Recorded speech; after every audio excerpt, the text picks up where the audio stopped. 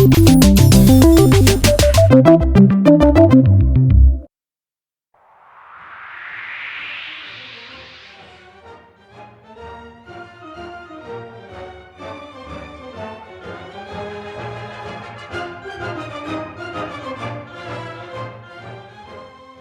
University of Minnesota's College of Continuing Education videotaped my lecture on U.S. history 1865 to the present. Many things have changed about teaching U.S. history. Perhaps the most important is there is no longer a single agreed-upon narrative. In the past, U.S. history was taught as a top-down political history narrative, and that's simply not true anymore. Every group in America is now seen as part of the narrative of American history. Women, African Americans, other racial minorities, Native Americans, and that fundamentally changes the narrative of American history. When I'm teaching a course like U.S. History 1865 to the present, even though I follow in the course a basic chronological narrative, there are 6 themes that I'd like students to be focusing on, and they are as follows. First, the United States development as a superpower. Second, economic transformation. Third, the rise of the protectionist state. Fourth, race and gender movements. Fifth, popular culture. And sixth, technological and medical advancements. To further develop these themes, 6 of my colleagues at the University of Minnesota have joined us as subject matter experts and shared their knowledge. Well, let's get started.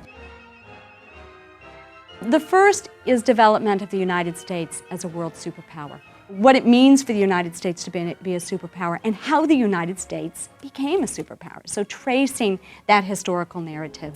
The U.S. does not, during World War II, ever have fighting on its soil, apart from the bombing of Pearl Harbor. So that while all of these other nations of the world are devastated by war, the United States just gets to be this industrial engine to support that war. And that really provides the foundation for the United States economically and also politically then to take the role that it takes. So the lack of devastation is just critical. Britain was severely weakened by the Second World War, and in a very short amount of time, Britain is saying to Washington, we're not going to be able to fight communists anymore in Greece, we're leaving India, which has been the jewel of our empire, and we're also getting out of Palestine. And the U.S. had to react to the Palestine part, or indeed chose to react. Did the U.S. know what it was getting into as a superpower as World War II ended? I think the answer, in all fairness, is that we kind of found our way. The U.S. let Europe handle the Middle East, and when it wanted to be part of it, it just came with power and did not really investigate the culture and completely took it from the U.S. point of view, and this is how it should be, and completely ignored what's happening in the Middle East. Culture is important. You cannot go in and apply, economic policy or foreign policy by ignoring the culture. That's not going to be a successful policy. The United States has no particular political interest in the Middle East, apart from the question of Israel, until the energy crisis in the 1970s. Once you have the energy crisis, then suddenly the oil nations recognize that they have a kind of power and they begin to wield it. So it's really at that moment that the Middle East becomes strategically important to the United States. There have been 3 kinds of things that we've cared very much about in our policy toward the Middle East. One of them is simply oil, that we've got to have a lot of production, whether it comes into our market or whether it goes to somebody else's market, doesn't matter. But we've got to have a lot of production from the Middle East so that there's ample supply of oil and the price remains fairly low. None of us want to pay $5 a gallon to operate our automobiles. You got the oil item, you got the military security item, in the form originally of the Cold War, now in the form of al-Qaeda kinds of terrorism. And the third thing is support for the State of Israel. And the curiosity, I think, about these 3 objectives is that 2 things. Not only do they never go away, they're always there, and no president is able to say, well, I'm going to forget about one of these. Second thing is that they're potentially contradictory. It's not difficult to imagine circumstances in which a policy that furthers one, in fact, hurts you in a category of another. If we look at the post-World War II era, we simply can't understand the entire second half of the 20th century without thinking about the Cold War. Students today have no sense of how the fact that the United States is a superpower reshapes all of their thinking. What would it be like if they lived in a powerless country? How would that shape their sense of the world? Economic transformation, trace that arc of industrialization, deindustrialization in the 1970s, and moving into the information age today. Industrialization in the United States predates the 20th century. By the end of the 19th century, industrialization has taken, in a sense, its full flowering, and you have all of the kinds of really horrible human byproducts of unregulated industrial capitalism. Incredible poverty, horrible working conditions, dangerous working conditions. The number of railroad workers who are maimed and killed every year had reached really a crisis proportion by the end of the century. And the first areas that you have protective legislation in the United States relate to railroad workers and mine workers, both at the very end of the 19th century. And so one of the things that's defining about the end of the 19th century and the beginning of the 20th century is that that's the first moment in which the state intervenes in a way not to provide resources to industrialization, for example, land grants to railroads, or building bridges, infrastructure, but to regulating industrial capitalism. That movement is at the beginning of the 20th century. The United States remains an industrial powerhouse and continues to develop to World War II. That moment, both economists and policy elites come to terms with capitalism. Capitalism isn't something that needs to be overcome or gotten rid of, but managed in a way that will continue to have incredible economic prosperity. And they begin to see capitalism as offering widespread economic prosperity if it's just regulated. And the U.S. economy indeed does continue to grow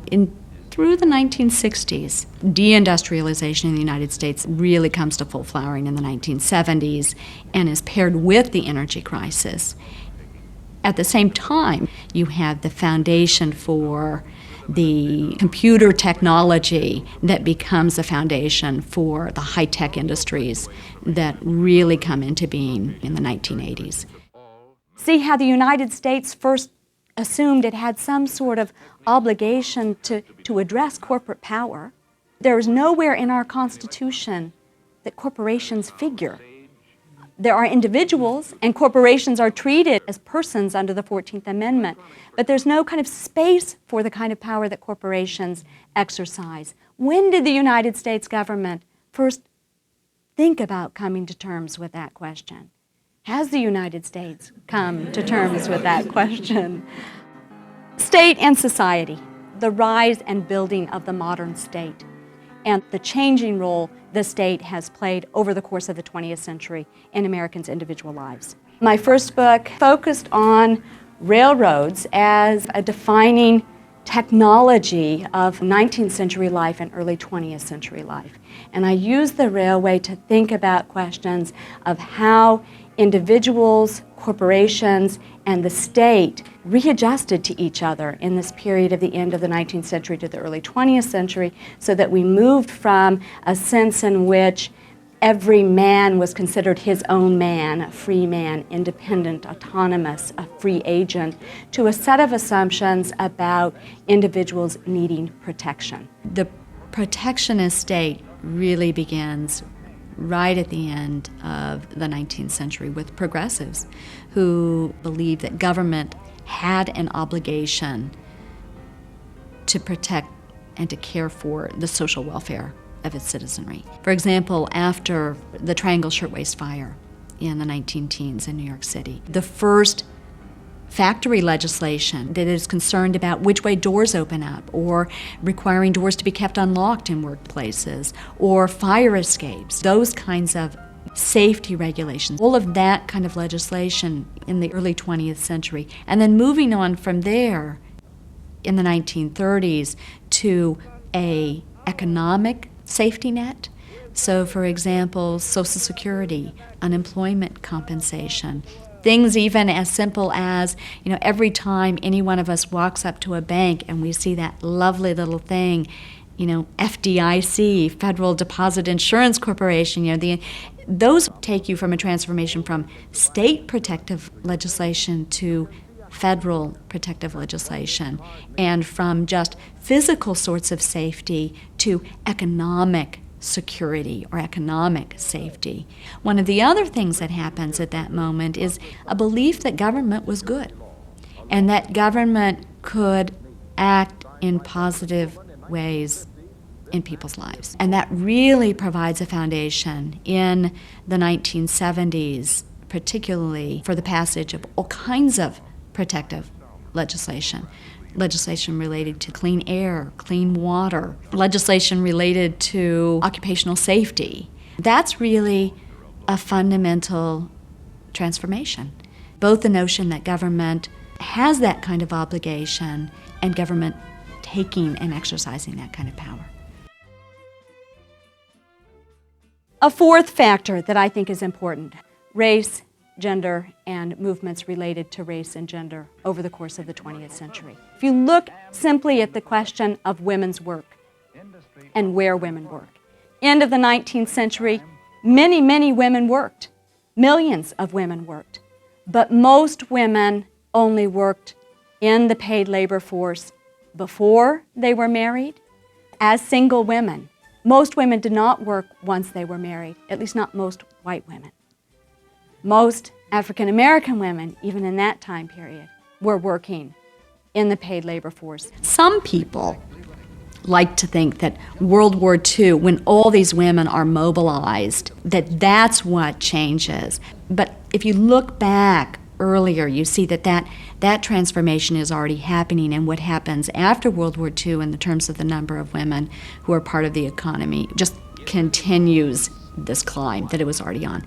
One of the big changes after World War II is the number of married women with children who are working, and that is a rather dramatic change. Married women, then married women with children, then married women with young children and even infants. So those categories continued, and there was never a turn away from that, which is ironic because the years after World War II were also the years of the elevation of the homemaker role. Women were expected to be full-time wives and mothers. The idea was for women to come back home, tend to their men, help restore them in physical and psychological health, and keep the home fires burning. Women were idealized as wives and mothers, and men as breadwinners.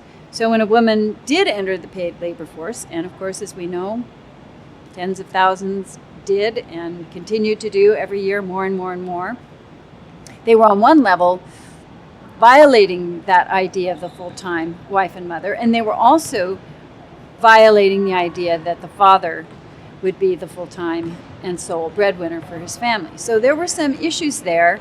The notion that if a woman worked outside the home and brought in money, she was, in a sense, marking her husband as something less than the perfect breadwinner, and also marking herself as something less than the full-time wife and mother. It was different in those days. There were a lot of other challenges. There were a lot of other pressures, economic, psychological, cultural, and emotional, on both levels, whether you had a job in the paid labor force or didn't.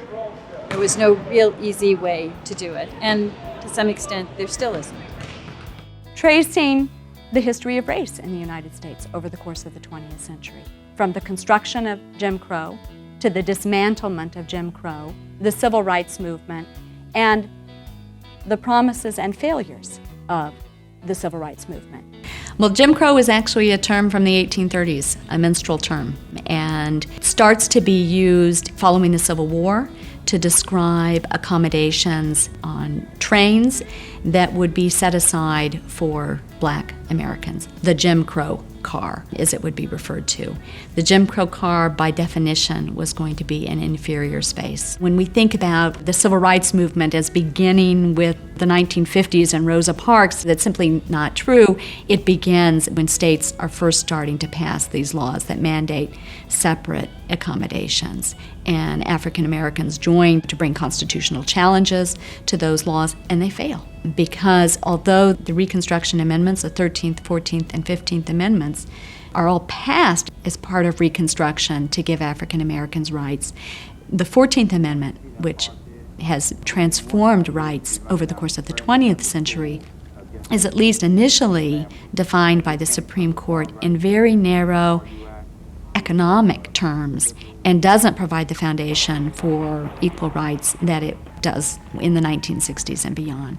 So that amendment provides no foundation from which to make an argument, at least as interpreted by the Supreme Court in that era. And it's only in the 1950s, and there again, World War II is pivotal, because you have first Nazi Germany, and then following the war, the Soviet Union, and both of which freedom for individuals, freedom and equality are the opposite of what these powers are about.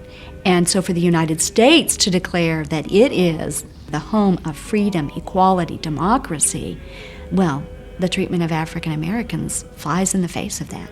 So that African Americans in World War II have this campaign, double V, which is victory over Germany and over the Nazis in World War II, and victory over Jim Crow at home. That then becomes the foundation for the modern civil rights movement. One of the places that discrimination, for example, against African Americans, against racial minorities in general, against women, is in higher education. So until you have Title IX of the Higher Education Act in the early 1970s, all of these groups are essentially excluded from PhD programs, from medical programs, from law degree programs, and having them there, having African Americans as historians or women as historians, transforms the questions that are asked. Which were questions that had to do with race, questions that had to do with peoples of color, women, and other marginalized peoples that were not included in history, popular history and academic history. Conservatives like to call it PC history, but it's much deeper than the country being politically correct. It's about justice. Questions that are being raised by these scholars, by these communities, are about justice. You can't divorce social justice issues from the history. You just can't do it. So we've gone from, in 30 years, from the history of Black Americans or African Americans or race being equated to Black Americans or Asian Americans or Hispanic Americans to investigating whiteness as a category. So whiteness becomes a way of historicizing race, but doing it through the lens of understanding how white people are also raced individuals as well. So narrowing themes that have always been around, but really taking them and looking at them much more critically. Those histories have to be included within the American narrative. Oftentimes what we'll do is see these people as subhuman, as less American, as un-American, and it's only until we learn something about their culture, their habits, their customs, their ways of being that we can fully appreciate them as humans. A fifth factor, popular culture. We take the fact that there is popular culture for granted. Not just high culture, but popular culture. But popular culture was born in the early 20th century. We think about popular culture as something that has always existed, but popular as in mass. I mean, that's what it really means, as opposed to high culture, so that a kind of mass culture that everyone in a society is going to have access to. And that's really a phenomenon of the late 19th, early 20th century, so that places like Coney Island in New York, where you have the commodification of leisure that is going to be for sale, then the very early moving pictures, but they begin as working class phenomena. They are storefronts in working class neighborhoods, and it's really only with the film The Birth of a Nation by D.W. Griffith that you have moving pictures move into the middle class. And then you start to have the building of these huge movie theaters. Most of that early popular culture is enjoyed together. One of the things that's striking to me about the transformation of popular culture over the span of the 20th century is that what first happens is this urban coming together kind of phenomena, but then in the second half of the 20th century, when you start to think about television and more recently about things like an iPod, what had been mass and popular, the popular element becomes segmented and separated. I think that's a fascinating phenomenon. This concern about that everything's becoming privatized is a concern that has always been present in mass culture, and somehow it's degrading or altering American life. For example, when the phonograph came, people were going to no longer go out to be entertained. When radio came on the scene, suddenly you were not going to go out into public life. I see a lot of this concern about iPods as blaming the popular culture for things that are much deeper in the society. There has been, since 1945, 1950, and a number of political science have written about it, people pulling back from public life. And it's related far more to the fact that people don't feel a great deal of power in the public arenas, whether it's in politics, people are turning away from politics, whether it happens to be labor unions or at work. So the iPods I see as the concern that everything's becoming privatized is an extension of that anxiety about what's happening to public life. And finally, technological and medical innovation. The automobile was for every man. Cars had this huge impact on youth culture because suddenly youth can get very far away from parents, very fast, together. Television has transformed every aspect of our lives. The computer transformed every aspect of our lives. Medical innovations. The chemistry industry, the whole pharmaceutical industry is a post-World War II phenomenon. Before World War II, pneumonia is a deadly disease. After World War II, pneumonia is no longer a deadly disease because of penicillin. Penicillin really changes the face of medicine. And penicillin and the ability to ward off infection is critical to any kind of possibility of having, for example, open heart surgery. This is the home of open heart surgery. All the pioneering procedures were done in this building. You had people from all over the world coming to these research labs to learn the techniques and then going up and observing the ORs. People would spend days just watching these pioneering cardiac procedures being performed in the 50s and through the 60s. Earl Bakken actually was electrical equipment repair person in the surgical area. And this was at the same era that Dr. Lillehei was doing this pioneering open heart surgery. One of the problems with this open heart surgery is that the patient can develop what's called heart block. And if this occurs, they need to pace the heart to maintain a normal rhythm. And they were doing this type of pacing externally in the early 50s. And then Dr. Lillehei thought about putting leads right on the heart itself. And then they went to stimulators that required 120 volts that plugged in at the wall. And they were pacing hearts for days, and then eventually a lot of these patients, their normal rhythm would take over, and these patients would do fine. The power and the backup power went out in this building one day, and a patient died. And this spurred Dr. Lillehei to say we need a battery-powered stimulator or pacemaker. And he, at that point, thought Earl Bakken would be the right guy to take on that challenge to try to build such a unit. Dr. Lillehei asked Earl to build a battery-powered pacemaker. So Earl went back to his garage repair workshop, and about a month later came with a prototype battery-powered pacemaker. Of course, they would try this in an animal first, and so they brought this and they were pacing a dog here in these rooms. And Earl Bakken went home, the dog was being paced, came back the next morning to see how the dog was doing, and the dog was dead on the table. And the reason was because the pacemaker was gone, and Dr. Lillehei had taken that pacemaker and put it on a patient up on the 4th floor to save that patient's life. Question the past. History isn't a collection of facts and dates that are fixed. history changes. And history changes in part because we discover new sources. It changes in part because there are new people asking new kinds of questions. And it changes in part because the present we're in changes and leads us to look at the past differently.